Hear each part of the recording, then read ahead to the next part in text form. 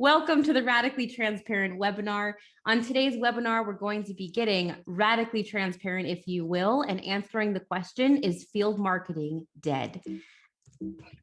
So we are absolutely going to have a Q&A at the end. So if you have any questions, please feel free to type them into the chat or at the end, go ahead and put them in the Q&A. Yes, absolutely. You will get the recording of the webinar after the webinar, as well as this presentation. And for anybody who would like to follow along, perhaps spark conversation or catch up on any of the other webinars in this series, you can use the hashtag radically transparent across social, and we look forward to seeing you there. So with that said, quick introductions before we dive into this hot topic. My name is Jen. I'm the Director of Social Strategy at Octopost. And with me today is a seasoned and phenomenal growth marketer, Natasha Dolginsky. Natasha, I'm going to pass the ball to your court to do a little intro. That sounds great. Thanks so much. And thank you for inviting me, and good to be here.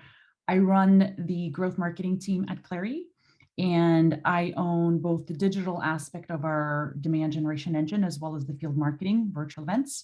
And what Clari does is it helps organizations manage their revenue process better. It helps them make it more efficient, more predictable, more connected. Essentially, it helps organizations sell more, which in turn means we can invest more in marketing, invest more in hiring, and all the good things. And I especially am excited to be at Clari because I feel that it gives people marketers a seat at the table, because marketers can really inspect the pipeline and see where we can put in an event or a virtual event and add, and we talk the talk that the executives and the leadership, which is pipeline and revenue, which is really, really helpful. I love that. And the fact that you're helping marketers everywhere gain a seat at the strategy table, I think is something that is irreplaceable. So with that, the last guest we have today is our little Octi. He's known actually as our CMO, our Chief Mascot Officer. So you'll see him throughout the presentation as well. And there he does a little flip. All right, Natasha, the question we're all waiting for. We've sparked a lot of debate across social media with this question. Some say no, some say yes, some are somewhere in the middle. I want to know from you, this is what you eat, breathe, and live. Is field marketing today dead? It is not. It is not dead. It has evolved, and it has, for some companies, transformed on how they run field marketing events. And I really feel, I'll talk more about this later, but I feel when I look at virtual events and field events, they both learned something from each other. And so field events, in my experience, has been an area that is harder to track to pipeline and harder to really measure. Did it work? Did it not? There was a lot of reliance on anecdotes from the sales team. Like, yes, that was a really great dinner, or that was a really great event. And that's it. That's all we had for success criteria. And so what I feel COVID has forced field marketing to do is really become a lot more measurable, which I think is fantastic for the company and the field marketers. Mm-hmm. Yeah, I'd have to agree. Now, when you say that it's become more measurable, right? And so essentially, right, field marketing is not dead. It's very much, you could say, alive, but it's not alive as we know it. It has transformed. When you say it's become more measurable, can you kind of explain what that means? I mean, what exactly are you able to measure now that you weren't able to measure before? Because from what I know, right, is that when we would send our sales teams out to events, I mean, we would see deals being driven further down the pipe. We defined success, and we felt we could really measure it based off of sending those teams in person on the floor. So I'm a little curious to hear about, what do you mean you can actually measure it better?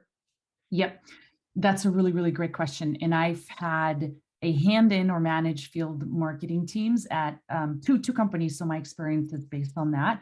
But what I found is that webinars and virtual events, so something that we're doing now, has always been a lot more easier to tie to pipeline, because you know exactly where the attendees came from, and you can track it digitally. You're running ads for them, you're running email, and so you know exactly how you got each person to that event. Mm-hmm. For field marketing, it's always been maybe overwhelmingly reliant on those anecdotes from the sales team. And what I've seen companies do is invest in, let's say, golf games and movie premieres, even though they don't end up in pipeline. And so what marketers used to focus on, infield marketers in my experience, is lead gen, right? They would talk about, well, we had this many people register for a webinar, we had this many people attend a movie premiere, and they didn't take it in further and say, well, did it actually end up being pipeline? And because of that vocal sales team, we continue to invest in movie premieres and other things that didn't quite drive pipeline. And it wasn't good for the company, right? We would spend a lot of money, we would drive a lot of lead. The rev dev team or SDR team then got a big influx of thousands of people to follow up with, and then nothing happened. There was just no revenue or no pipeline generated from it. And I've seen a shift in that where, and I'll talk more about it, but now that we're back to doing in-person events, we are taking the same measuring stick that we used to take to our virtual events and are applying it there. So we're tracking where people are coming from, how it's converting to pipeline, and tracking it all the way there. And not just stopping with, that's how many people have registered.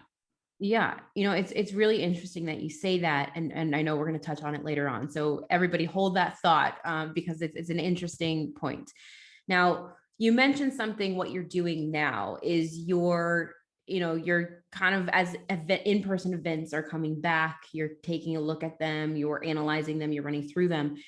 And I'd like to kind of challenge you, right? There's this new role, if you will, of field marketing in a virtual world. And as you said, it's easier to measure, right? And you have a better accuracy of what works and what doesn't. But what I'm still not understanding as I'm looking for, to plan out 2022, and I've got my team, here at Octopus, we're trying to figure out, okay, how are we going to do these events? What type of events in person do we do? What type virtual do we do? Can you talk a little bit and talk to us through kind of what goes through your mind when you're structuring or planning out, an unknown, uncertain, hopefully 2022 will be better than the past few years. But what is going through your head, and how exactly are you reaching the right people through the right type of events? How are you planning? That's a really great question. And Jen, we're talking about both field marketing as well as just the virtual event that is now great. So Yeah. what we do is we always start with an outcome. We ask ourselves, what is the outcome that we want to get out of this sets of events? And so what we've done on the virtual side is we have the outcomes set up by different personas. So for example, we have our roundtables, which you have on the list here, the Masters of Revenue roundtables that are targeting the VP and above. And the outcome is that we educate them and we provide network opportunities for them. So they can come in, they share best practices, and that's the outcome. And so we have the top of the funnel, very thought leadership piece for our VP and above. And then we have our broader reach webinars, which means that we are reaching much more broadly. It is, manager and above, and we're there to educate, but then also talk a little bit about more Clari and how Clari provides value to all the sales team and the sales ops team and the marketing teams. And then finally, we have our VIP events. So cooking classes, we've done escape rooms, as I'm sure many companies have done before as well. During COVID, they've shifted those experiences to online, and they have worked really well for us. We do a good job at doing learning loops. So every time we do an event, we both get the quantitative and the qualitative back in to say, should we do it again? And so to summarize is we look at our funnel and we say, do we have top of funnel, middle funnel, bottom funnel content? And then we also look at segmentation to make sure that we're inviting the right people at the right time to the right type of an event. And then adding in the physical events to that, we're definitely looking at our dinners, which is what we're coming back with, is our VIP dinners at Michelin-rated restaurants to get to that C-suite person or to get to the exec level person. And that's our outcome, is we want to get these execs there. And that really makes the rest easy. We know who hosts those dinners. We know what topics we're going to talk about. It really clarifies things when you know why you're doing it. I really like that. And I also love how you've divided this, right? Because I can definitely say, and I don't know, maybe the big conferences, we won't see as many in 2022, or maybe we will. I'm not sure yet, but I think those kind of more niche, more kind of smaller circles also allow these events to be more meaningful, hopefully, for our customers that are coming together in a smaller event to really get to know one another, build a community, right? That's a big buzzword, I think, now. And, I think it will continue to be the up and coming trend into 2022 is creating these communities. And I think both these kind of do that. Like if you've attended a cooking class, sponsored by Clari, you're building that community, and same for those in-person round tables for leadership. Now, I want to talk about this for a moment. So, but there's a lot to kind of dig back on the events, and I'm going to come back to them. But I want to get into this because when we spoke previously offline, you had mentioned some of the really interesting initiatives that you had done in 2020 and 2021. I think a lot of organizations were doing something similar. But something, even though field marketing might have transformed, I feel something that has emerged is this idea of engagement, be more engaging rather, and really, as Clary says, go for engagement. And I'd love if you could talk a little bit about that. Maybe give some examples of how you're being engaging, what kind of discussions are being had. And I'm seeing your point number 2. So there's a little chuckle here as we use PowerPoint. What would you recommend instead of PowerPoint? So I'm going to pass it over your way. No, that sounds great. Also want to give a huge shout out to the field marketing team, really one person for now, Myra, on my team, who really made that pivot. I joined Clari right in when COVID first started, literally in April, May of 2020.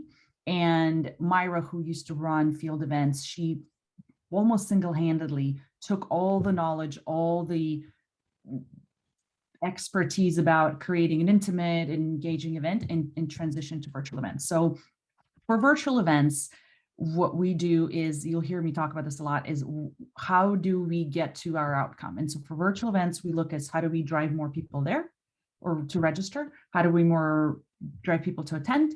How do we follow up with those people? And so that attendance piece is really important because we do want to keep it small. And the reason we keep it small is so people can talk and people can interact with each other. People can ask questions. There's a lot of value in learning from each other. And so I'm really hoping that folks are going to ask questions and participate. And if you have any ideas or thoughts, please add them to the chat. Don't just ask questions, but if you have an opinion on something, would love to hear it, because that learning from others is really, really important. And you are then able to take other people's ideas and kind of build on them. So keeping it intimate is what makes it work. The ditch the PowerPoint. Sorry, everyone. I went old school. I think the reason why people say it is because you sometimes see PowerPoint slides that are size 10 font and you can't really get the key points, right? What you see here is 4 bullets and things are bolded and it's easy to read on there. There's graphics, there's pictures, but the slides that are super text heavy are hard to read and they're not engaging, right? I also think the engagement piece in virtual events is so much harder now because we're all working, most of us are working from home, and you have so many distractions, which you just didn't have before, or you don't have at a physical event. There's, my kids and my dog, and I see somebody or hear somebody at the door. So it's really important to be super engaging. Make it timely. Definitely, let's talk about topics that people care, right? Let's not talk about things that either used to be important and not anymore, or the audience is wrong. So if I'm talking to everybody here today and I'm talking about things that are relevant for what group, for finance, right? It's not going to be as relevant to you. You're going to tune out. And then finally, tapping the subject matter experts. It goes back to the point about learning from each other. It's really nice to hear everybody share their experiences and really share their expertise, because everybody's an expert and everybody should have a voice and should talk about what they've done well, what they haven't done well. I really learn a lot by when I look at things that we haven't done well, because I can learn a lot more from that.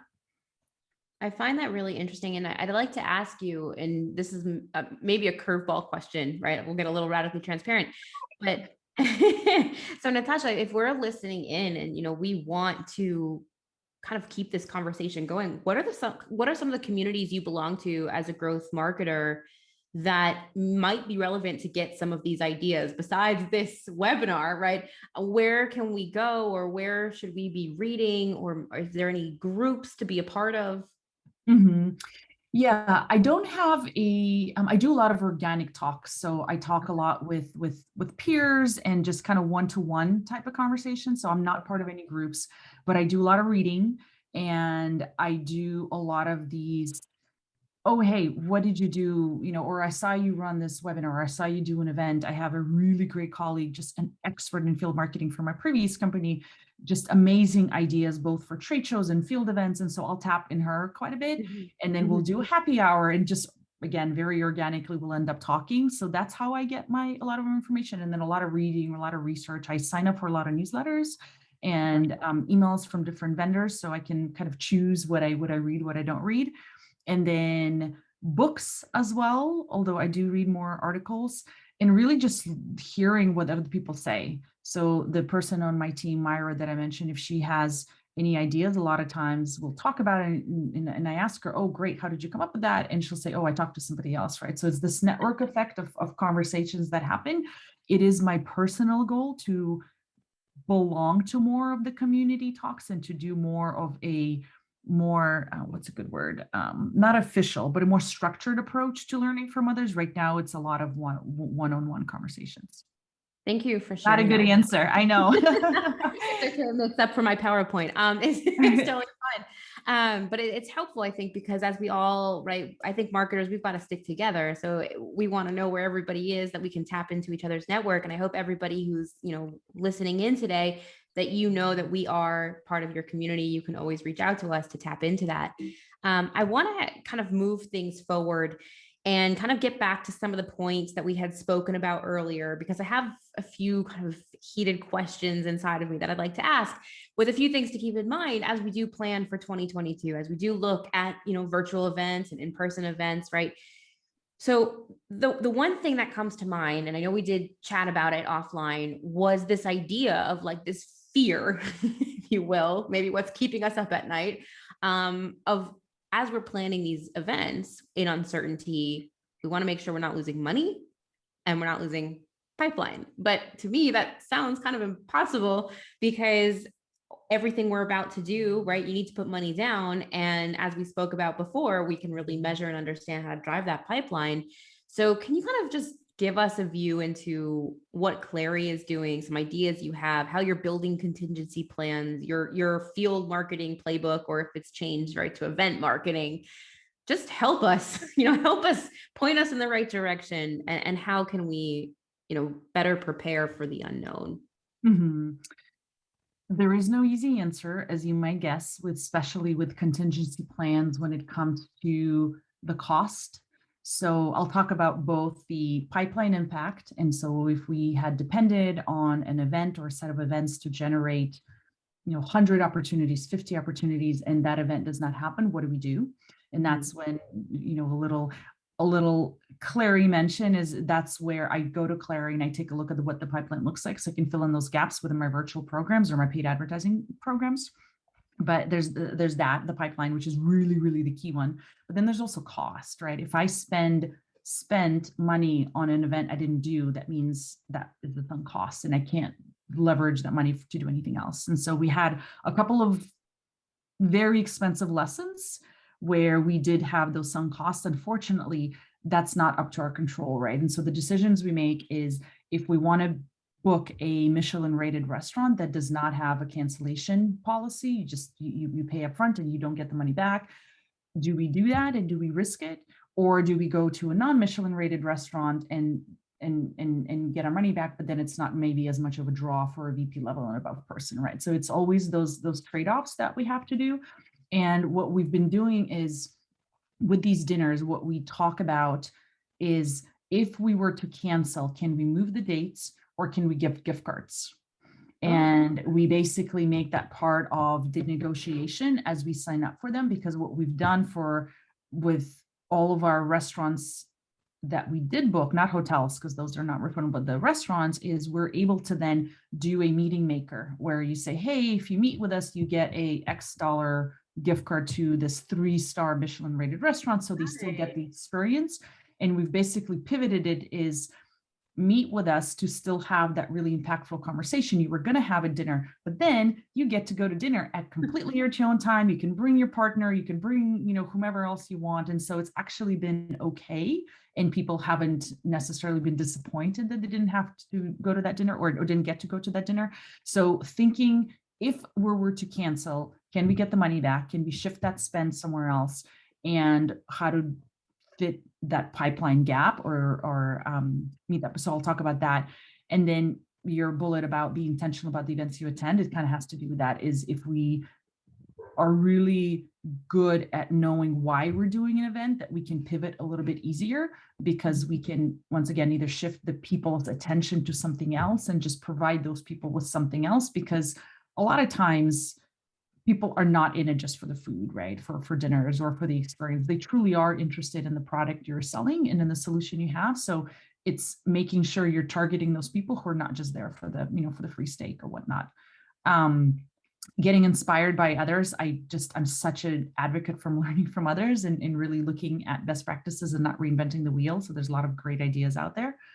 And the pipeline piece is, if we are dependent on a set of events to bring in opportunities and those events don't happen, then we do look to either shift them completely online. So we've moved a lot of our roundtables that we used to do in person to online. We're going to continue to do roundtables moving forward virtually. We've moved experiences like cooking classes online, and we're going to continue to do them quarterly moving forward. They work really well and they reach a broader audience. So we are essentially still running the event. We just run it in a different format, and we still get that pipeline impact from it. I love hearing that. And I want to dive into, something we had talked about, and I know a lot of us attend this, but you had mentioned kind of some of the challenges that you had when you had to pull out of Dreamforce, and maybe just some solidarity words, or, maybe can you speak a little bit about what went through your head when you pulled out? I mean, what was that like? Because that's expensive. It is expensive. Yep, it is expensive. We made a decision, and this was in September. So just, gosh, oh my goodness, this year is flying by. So literally last month. And basically we just weighed the pros and cons, and we listened to the sales team. We did not feel that they were as excited as they would have been if, the safety wasn't a thing. And so we decided to eat it and not have that money come back to us. And basically we made a safety decision, so which worked for us. And a lot of it was just communicating and back up and resetting expectations, right? And just showing them, yes, we spend this money, we can't get it back. Here's what we're doing to either fill the gap.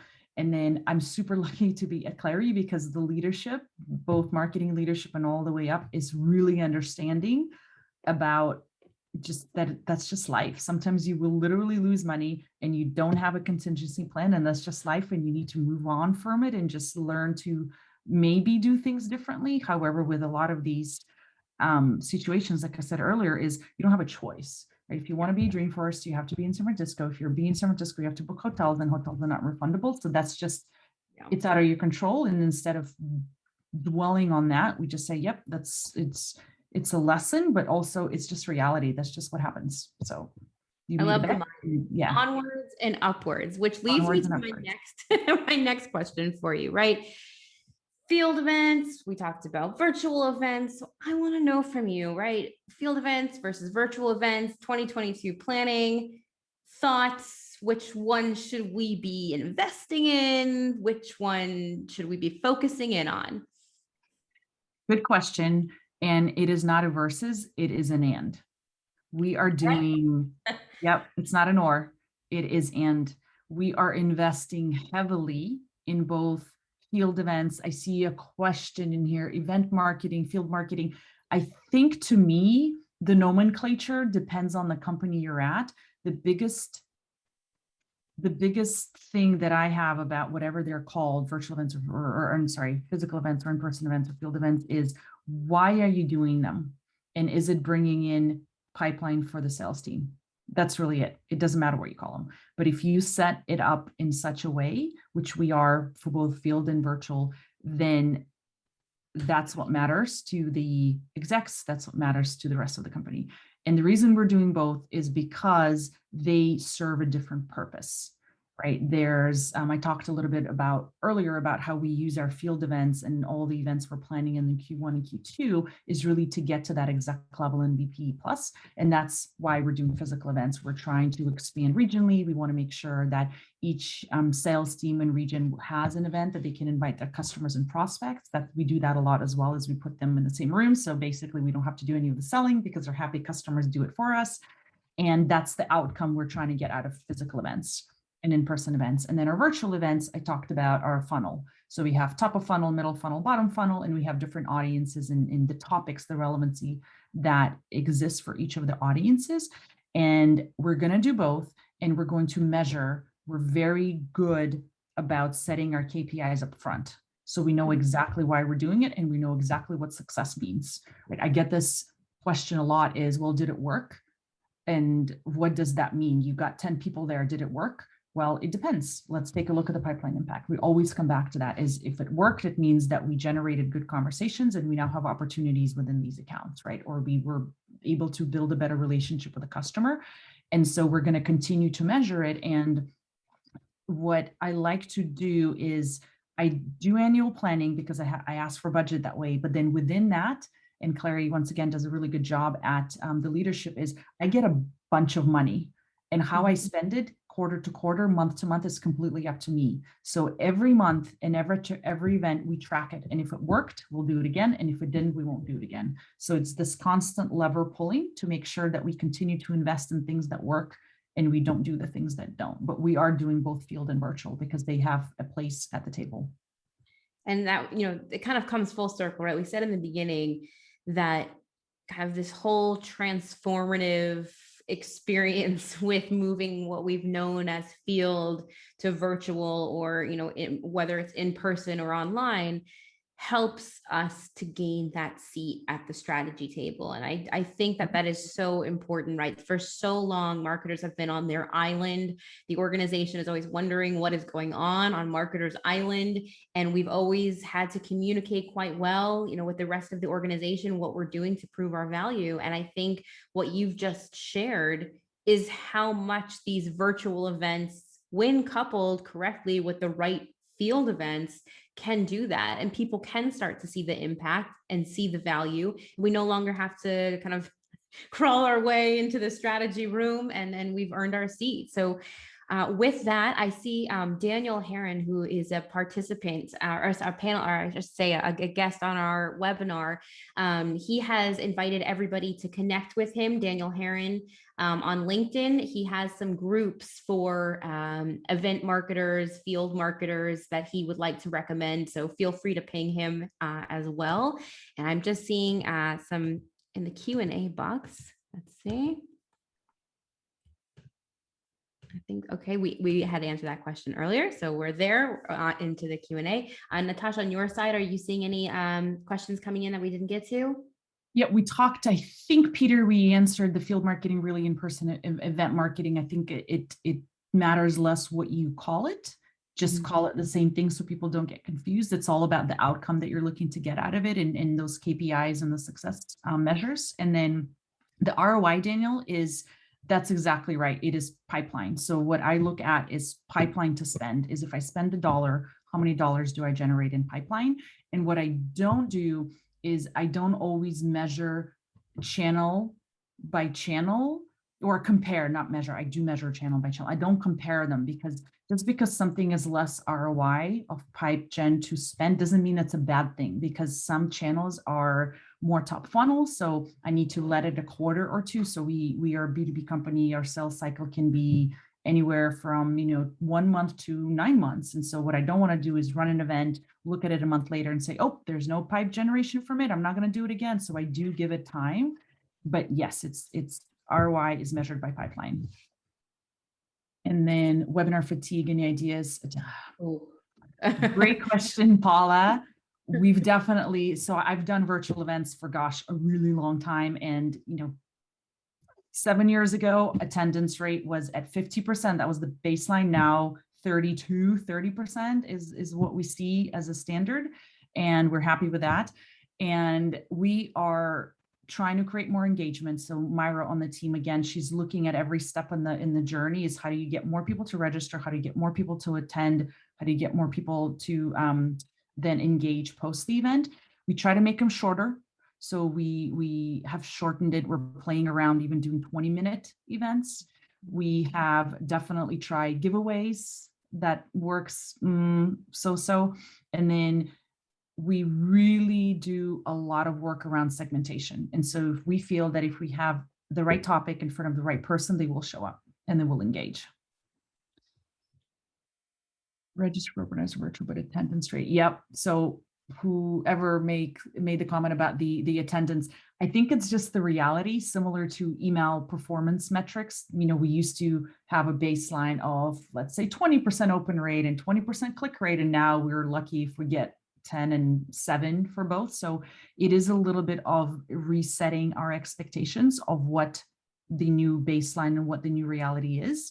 But I don't think there's a silver bullet besides just right content for the right person. I really think it matters everywhere, not just events. It matters in our ads, it matters on our website personalization. So any channel that you look at, just think about yourselves, right? You're here because this topic matters to you. And if you do extend the same courtesy / expectation to the people you're going after is what makes them attend and engage.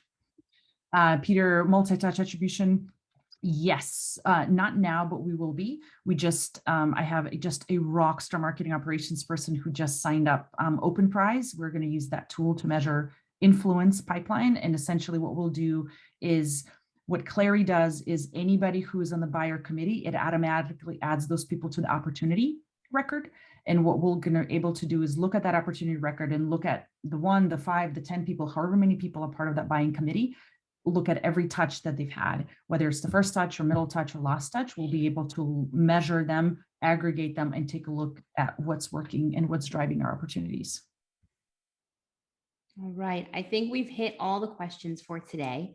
And in Word, we try to keep around the 30-minute mark. And as Natasha said, we're kind of learning our new benchmarks.